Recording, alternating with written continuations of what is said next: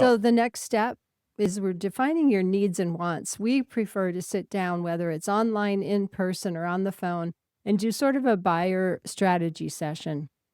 We're going to talk about your budget. We're going to talk about what you're looking for in a home. What about that home is important to you?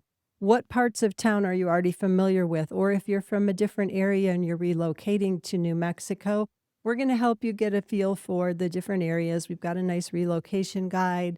We're going to talk about bedrooms and bathrooms and things, but also how do you live? Do you need a big gathering room? Do you need an office? Do you need a hobby room? Are you a crafts person and you need a third stall in your garage so that you can make it your Yeah. pottery wheel studio Yeah. or whatever, right? Well, and so let's just talk. I mean, this is a very common thing. This is no secret, but you need to make your list of must-haves and you need to make your list of, wow, it'd be great to have.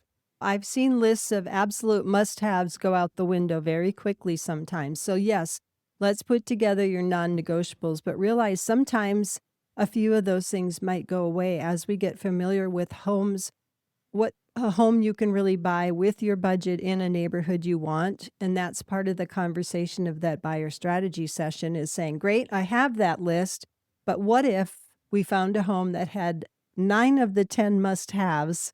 Do you still want to look at it? And people say yes. And so what always happens though, and this is an important thing again for somebody starting the Is this process. a pro tip I hear coming? A pro tip. I don't know. I started using that term today, so we're going to use it. Pro tip in the sense that there's always going to be trade-offs, Tracy. And that's what people want to just kind of keep their mind open to that.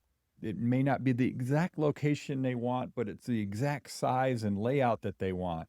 Or maybe it's the exact location they want, but it's not the size and layout they want, right? So you're going to have those trade-offs. Often what you're talking about, we call the trade-off triangle, Right. right? Okay. So most choices come down to balancing a couple of 3 things, right? The location, the size, the condition, size conditions being one and price being the other. And a lot of times somebody says, I have to be in this school district and I have to have 4 bedrooms because I have X number of people going to be living with me. Something needs to be adjusted. I had somebody a few years ago say, I have to be in this elementary school and at this price, and I need this many bedrooms. And I sat with them and pulled up in MLS of active listings and said, okay, if I put all those parameters in, here's how many match. And it was 0.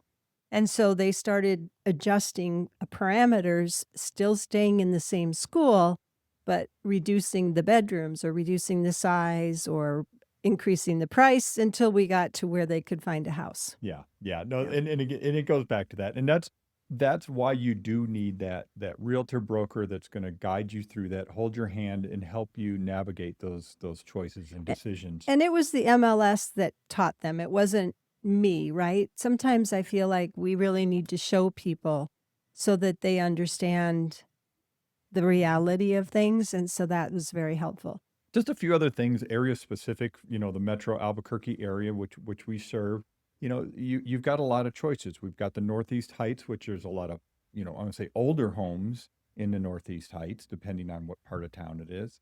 But you've got a lot of newer homes on the West Side in comparison, not necessarily Taylor Ranch, but there's a lot of trade-offs there.